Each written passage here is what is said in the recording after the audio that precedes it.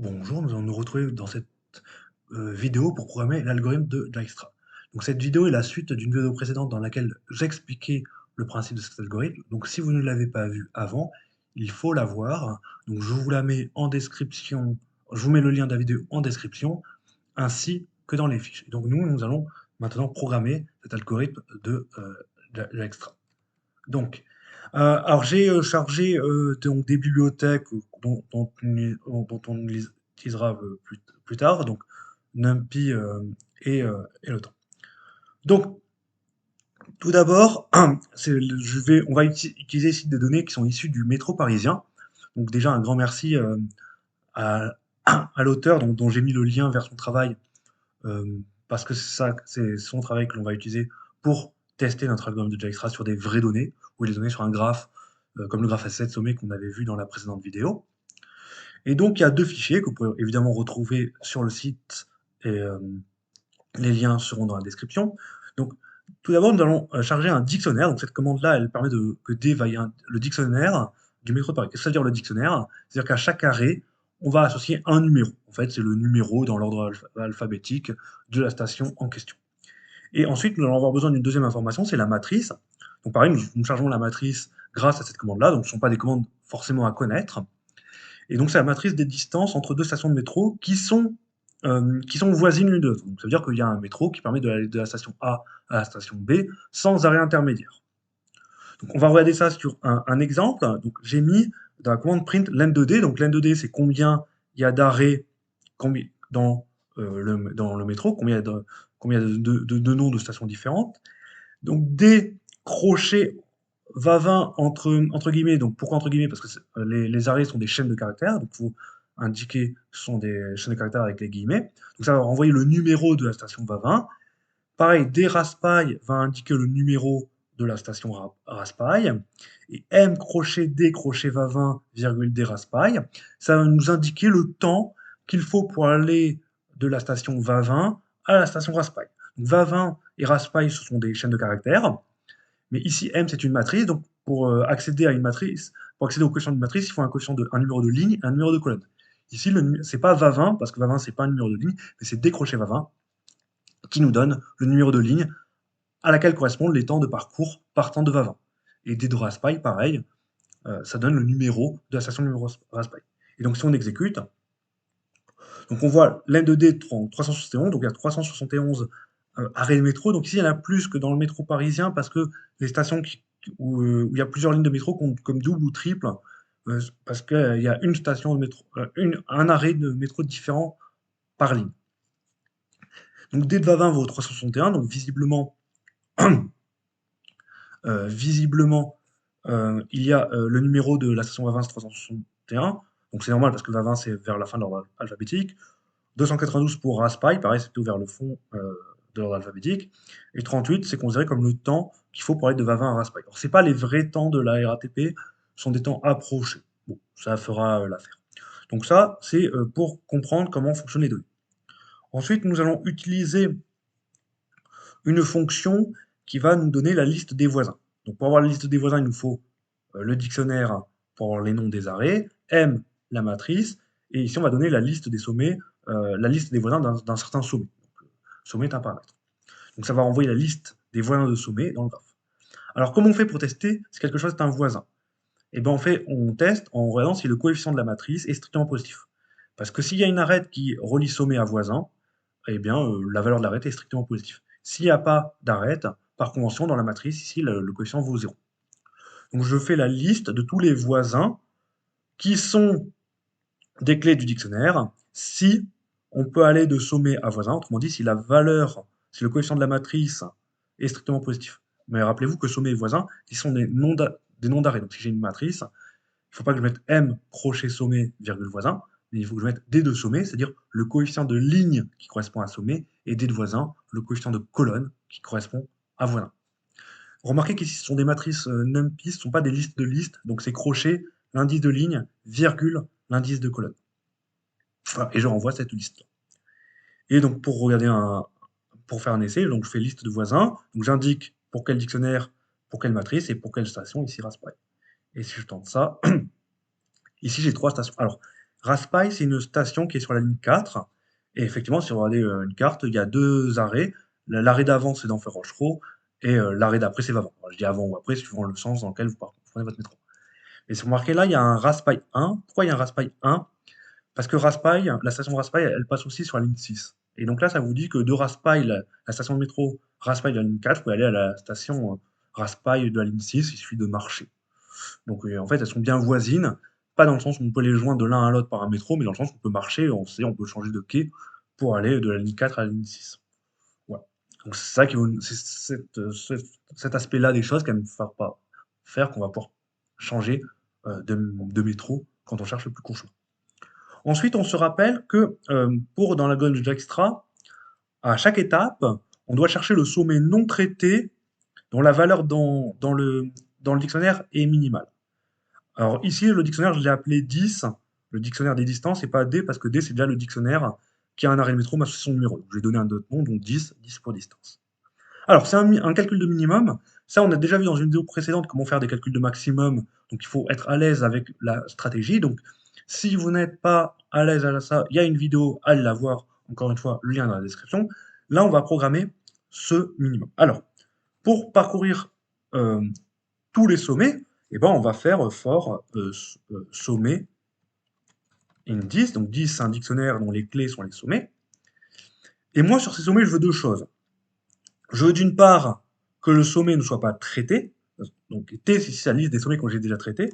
Donc je vais dire que je veux pas que sommet not in T, mais je veux aussi que sa valeur dans, euh, dans le sommet soit plus petite qu'une certaine valeur, qui va être mon minimum, et si elle est plus petite qu'une certaine valeur, alors cette valeur m va être égale à cette distance-là. J'actualise ma distance. Alors si je fais ça, il y a plusieurs choses qui vont pas, c'est que j'ai pas défini une valeur pour petit m. Alors en général, quand on est avec des calculs de maximum ou de minimum sur une liste, on parle de la première valeur. Mais ici, c'est un petit peu embêtant parce qu'un dictionnaire n'a pas d'ordre. Il n'y a pas de première valeur. Alors on pourrait y accéder en transformant le dictionnaire en une liste, et une fois qu'on a une liste, prendre le premier élément, mais bon, tout ça serait un petit peu embêtant. Ici, on va partir d'une valeur dont on est sûr qu'elle est plus grande que toutes les valeurs des distances, c'est l'infini. Donc ici, je vais partir de m égale np.f. Donc np.f, c'est une commande, numpy, pour que m vaille l'infini. En gros, c'est un nombre, Python, il sait que c'est un nombre qui est plus grand que tous les autres. Ainsi, dès qu'on trouvera un sommet qui est plus petit que t, pour la première valeur, on trouvera une valeur réelle, donc qui sera plus petite que m. Donc il actualisera ce m-là, et à force d'actualiser ce M-là, à la fin, eh ben, on aura le sommet qui est dans 10, mais qui n'est pas dans T, pour la valeur la plus petite. Alors le problème, c'est qu'à la fin, M ici, c'est la plus petite valeur. Mais moi, je veux pas la plus petite valeur, je veux le sommet qui atteint ce minimum. Donc ici, il faut aussi que je stocke quel sommet a atteint ça. Donc il faut que je donne un nom à une variable. Donc, je vais l'appeler smin, c'est le sommet qui réalise le minimum. Et je vais dire que je vais l'appeler sommet. Comme ça, à chaque fois que j'obtiens un sommet qui minimise mon m, c'est-à-dire qui me permet de trouver un m inférieur ou égal à celui que j'ai avant, j'ai rentré dans smin la valeur de ce sommet-là. Et à la fin, je peux faire return sommet. Return smin. C'est mon sommet minimum. Attention à là où vous mettez votre indentation. Si vous mettez ça, ce code n'ira pas. Parce que il attendra, la fonction Python va s'arrêter avant que vous ayez fini votre boucle for, parce que le return smin est dans la boucle for. Donc c'est une fois que la boucle for est finie, que smin vaut le sommet dont la valeur, un sommet non traité, dont la valeur dans 10 est minimale. Alors notez qu'il n'y a pas une listée, donc si elle n'a pas une listée, peu importe, il va en renvoyer un parmi ceux-là, et ça, c'est pas un problème. Donc ça, c'est une commande qu'on va après utiliser dans le Dijkstra. Donc maintenant, on va pouvoir programmer l'algorithme de Dijkstra. Alors, on se rappelle, et encore une fois, si vous n'avez pas vu la vidéo, il faut aller la voir, qu'il y a trois variables qu'il faut initialiser. Au début T, c'est la liste des sommets traités, donc au début, c'est la liste vide, donc je la lis, je dis que c'est la liste vide, donc liste des sommets traités. Après, il y a un dictionnaire des distances. J'avais appelé D dans la précédente vidéo, mais ici j'appelle 10 parce que D est déjà pris. Et donc, c'est un dictionnaire qui a tout sommet, associé au début la valeur infinie. For sommet, donc in D. Donc tous les sommets ici ont une distance qui va à l'infini, mais il faut se rappeler qu'il y a un sommet ici qui vaudra 0, c'est le sommet source, c'est le sommet dans lequel on part. Ici, dans le Dijkstra, j'ai bien mis donc D, le dictionnaire euh, des Arimétro, M, la matrice. Ici, source, c'est là où je pars. Donc 10, ici, actuellement, tous les sommets ont une valeur à l'infini, mais il y en a un qui doit valoir 0, c'est source. Donc je fais 10 de source égale 0. Et il y a un autre, il y a un, il y a une autre variable, c'est la variable des prédécesseurs. Et au début, c'est une variable qui n'a que la source. Et le prédécesseur de la source, bah, par convention, c'est la source. Voilà. Donc là, on a initialisé nos trois valeurs. Après, on se rappelle qu'il y a autant d'étapes qu'il y a de sommets. Donc pour ça, on peut faire une boucle for i in range, autant qu'il y a de sommets, mais il y en a autant que d'éléments dans le dictionnaire. D, bon, j'aurais pu prendre 10 aussi, la même chose. Ensuite, on se rappelle qu'il faut choisir le sommet minimum, mais ça, on sait qui est le sommet minimum, puisque en fait, on a une fonction smin qui nous le renvoie. Donc smin égale min de 10 et t. Donc ça nous renvoie le sommet dont la distance est la plus faible parmi les sommets non traités. Ensuite, comme on va traiter ce sommet, on va faire t.append smin. On rajoute à smin dans la liste t. Et après, on sait qu'il faut voir pour tous les voisins de ce sommet. Donc, for voisin, on va prendre un peu plus de place, for voisin in s min, on va descendre, ça va être encore mieux. Pour tous les voisins dans la liste des voisins, donc la liste des voisins, in list voisins, donc il fallait que je mette le dictionnaire, la matrice et le sommet, donc ici c'est smin. Alors qu'est-ce qu'on fait pour chacun de ces voisins? On regarde si la distance entre la source et voisin, si c'est une bonne idée de passer par smin. Donc on va calculer la distance, on va l'appeler petit d, la distance entre la source et le voisin si je passe par smin. Pour passer par smin, bah, d'abord il y a distance de smin. Donc ça, c'est la distance qu'il faut pour aller de source à smin. Après, il faut que j'ajoute la valeur de l'arête entre smin et voisin. Donc ça, c'est grâce à la matrice M que je vais avoir. Donc c'est M, crochet, je pars de smin. Donc attention, ici, je ne peux pas écrire smin et voisin, parce qu'ici, smin et voisin sont des noms de sommets. Ce ne sont pas des numéros de lignes et de colonnes, donc pour une matrice, ça n'ira pas. Par contre, si je veux le numéro du sommet smin, c'est décrocher smin. Et pareil, ça c'est des crochets voisins. Et donc je calcule cette distance, et si pour aller actuellement à voisin, donc si pour aller au sommet voisin, j'obtiens une distance actuelle qui est plus grande que celle de D, c'est-à-dire que passer par smin est une bonne idée, donc il faut que j'actualise les distances. La distance de voisin, maintenant, c'est D, donc j'actualise la distance, mais il faut aussi que j'actualise le prédécesseur. P de voisin, pour aller au sommet voisin, actuellement, il vaut mieux passer par smin. Donc là, on peut mettre un petit peu de commentaires, des distances entre source et voisin, si on passe par smin. Donc si on passe, on regarde si c'est une bonne idée de passer par smin. Et si c'est une bonne idée, alors on actualise cette distance et le prédécesseur. Voilà, et puis à la fin, on n'a plus qu'à retourner, return, eh bien, les deux choses. Donc le dictionnaire des distances à la source et le dictionnaire des prédécesseurs. Voilà, et là, normalement, si on ne s'est pas trompé, eh bien, on a un résultat. Hop. Voilà, donc on va l'exécuter, on va voir si ça marche. Donc là, j'ai demandé à Python de calculer, de tester l'algorithme Dijkstra avec mon dictionnaire D, M et la station va20, et je mesure le temps. Donc je mesure le temps qu'il faut avant, le temps qu'il y a après, le temps qu'il faut, c'est tac moins tic. Hop, on teste. Et donc là, ça nous dit qu'il a fallu 0,348 secondes. Bon. OK. Alors, en fait, il y a un truc qu'on peut faire tout de suite pour, pour optimiser un petit peu ce temps. Il est pas court, mais on peut faire un petit peu mieux. C'est que, donc on va faire une variante, je vais appeler Dijkstra2. C'est que vous voyez ici, on teste si quelque chose n'est pas dans la liste T.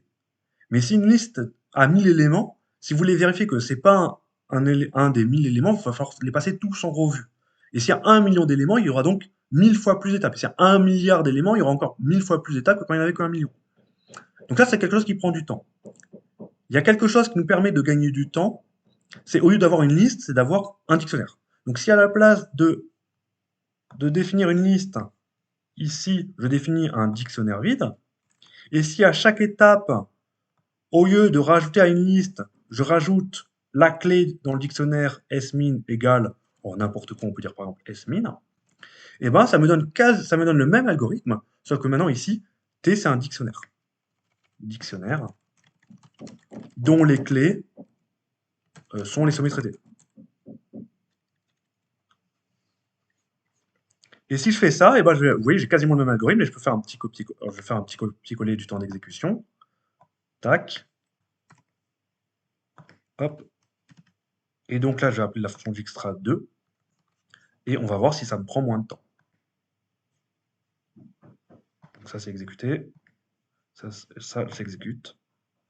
Voilà, donc là, il y en a un qui m'a pris 0,38 secondes et l'autre 0,11. Donc vous voyez, j'ai divisé le temps de calcul par 3 par cette simple modification. Donc ça, c'est un truc dont il est bon à se rappeler. Tester si un élément est dans une liste, ça a une complexité qui est proportionnelle au nombre d'éléments qu'il y a dans la liste, parce que potentiellement, il faut tous les passer en revue. Par contre, si vous avez un dictionnaire, tester quelque chose, c'est une clé d'un dictionnaire, quelque chose qui se fait en temps constant. Donc au début, quand je fais Dijkstra, au début, dans T, il est vide. Donc au début, il y a peu d'éléments. Dans les premières étapes, il y a 2 ou 3 éléments. Donc vérifier si un élément y est ou pas, ça prend très peu de temps. Mais à la fin, T, il a environ, par exemple, à un moment donné, T, il a 300 éléments.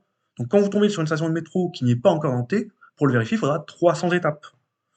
Donc c'est 300 fois plus long que je testais avec un dictionnaire. Donc ça permet de gagner du temps. En tout cas, sur les dernières étapes de l'algorithme de Dijkstra. Sur les premières étapes, ça ne change pas grand-chose. Donc en fait, ça dépend du nombre de stations. Donc si on avait eu 1 million de stations, le gain de temps aurait été encore plus élevé. Et si on n'avait eu que 10 stations, le gain aurait été probablement moins. Donc ça dépend en fait des données. Ici, on est dans un cas intermédiaire où on va diviser quand même le temps de calcul par quelque chose qui n'est pas négligeable, divisé par 3, c'est toujours ça de prix.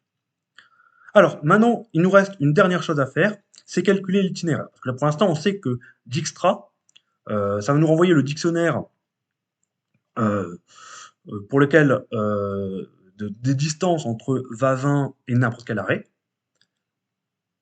Et ça va nous envoyer aussi le dictionnaire des prédécesseurs, mais ça ne nous dit pas quel est le chemin. Pour ça, encore une fois, il faut re-regarder la vidéo pour savoir comment on fait dans le cas à la main. Et là, on va programmer la même chose. Donc ici, on va créer une fonction itinéraire qui va nous trouver le plus court chemin, en tout cas un des plus courts chemins, il n'y a pas forcément une liste, entre source et but. Donc déjà, ici, on fait l'itinéraire. Pour faire l'itinéraire, déjà, on va appeler la fonction Dijkstra pour le sommet source. Donc ici, on va faire Dijkstra dm avec source. Ça, il faut bien comprendre que ça va renvoyer deux choses, le dictionnaire des distances et le dictionnaire des prédécesseurs. Donc je vais stocker 10,p égale. Comme ça, 10 voudra le dictionnaire des distances partant de source, et p le dictionnaire des prédécesseurs partant de source. Et ensuite, il faut faire le chemin. Donc, au début, on part toujours de l'arrivée quand on fait Dijkstra, on part ici de but. Et on se rappelle, donc on part d'une liste, on va faire but, on va partir d'une liste, au début il n'y a que but, et tant qu'on n'est pas revenu à la source, on cherche le prédécesseur. Donc ici, while but est différent de la source, on calcule le prédécesseur de but. Donc but égale p de but. Donc, comme ça, on remplace but par son prédécesseur. Et comme ça, on remonte le chemin à l'envers. Et dès qu'on a calculé ce nouveau but, eh ben, on le rajoute à la liste. Donc, chemin.append but. Comme ça, à la fin, notre liste chemin, elle contient tous les sommets qu'il faut du chemin, mais attention, de but à source. Sauf que nous, on veut aller de source à but. Donc, en fait, à la fin, la liste chemin, elle n'est pas dans le bon sens. Donc, en fait, à la fin, on la renverse de sens. Alors, je suis pas certain que une liste point reverse, donc ça change les éléments de la liste, donc le premier devient le dernier, le deuxième devient l'avant-dernier, etc. Je suis pas certain que ce soit une commande au programme de CPE, je pense même que ce n'est pas au programme de CPE, donc ce serait bien de savoir le coder. Ici, je vais pas le recoder, hein, c'est une simple boucle for, on fait des appends successives, mais dans le sens inverse. Donc je vous laisse faire ça en exercice, là on va gagner un petit peu de temps, retourne chemin. Voilà, donc ça me dit que pour aller de Gare de l'Est à Mirabeau, il faut que je fasse Gare de l'Est, Château d'Eau, Strasbourg-Saint-Denis, Réaubur-Sébastopol, Étienne-Marcel, Les Halles, Châtelet, Cité, Saint-Marcel, Odéon 1, Odéon. Donc ça veut dire, si je change de station avec le même nom, ça veut dire que j'ai changé de ligne de métro, Mabillon, Sèvres, Vanneau, Duroc, Ségur, La Motte-Piquet-Grenelle, Émile Zola, etc. Vous pouvez vérifier que sur une carte de métro, qu'à chaque fois, c'est les stations dans le bon sens. Et donc, que notre algorithme de Dijkstra fonctionne bien, on a ici le 1. Le chemin. On peut même renvoyer le temps de parcours, parce que 10 renvoie le temps de parcours. Donc si je fais 10 but, ça c'est le temps qu'il faut pour aller de source à but. Donc je peux renvoyer aussi le couple et le chemin et le temps de parcours. Donc, si je fais ça, ah, ah non, ici ça ne fonctionne pas, parce que but, à chaque fois je l'ai actualisé, donc à la fin d'un boucle while, but va aller source. Donc en fait, il fallait que je sauvegarde le but initial, on va l'appeler but initial, but i égale but, on va le sauvegarder. Comme ça, en fait, c'est pas la distance de but qu'on fait, mais c'est le but initial, but i. On a oublié sa valeur quand on l'actualise à chaque fois dans la boucle while. Enfin, forcément, à la fin, ça nous donne une distance de 0, puisque but va aller sur la distance de source à source, elle vaut 0. Donc ça, c'était une petite coquille. Et voilà, et là, ça me donne 1160. Donc c'est des temps en secondes. Donc, si vous, donc vous pouvez diviser par 60 si vous voulez un temps en minutes. Voilà, donc j'espère que cette vidéo vous a plu et que maintenant vous saurez bien recoder l'algorithme de Dijkstra. C'est vraiment un algorithme qu'il faut bien comprendre, d'une part pour le faire à la main, donc c'était la présente vidéo, et savoir le recoder. Donc si vous avez des questions, n'hésitez pas à les poser. Et donc moi je vous dis à bientôt pour une autre vidéo. Au revoir.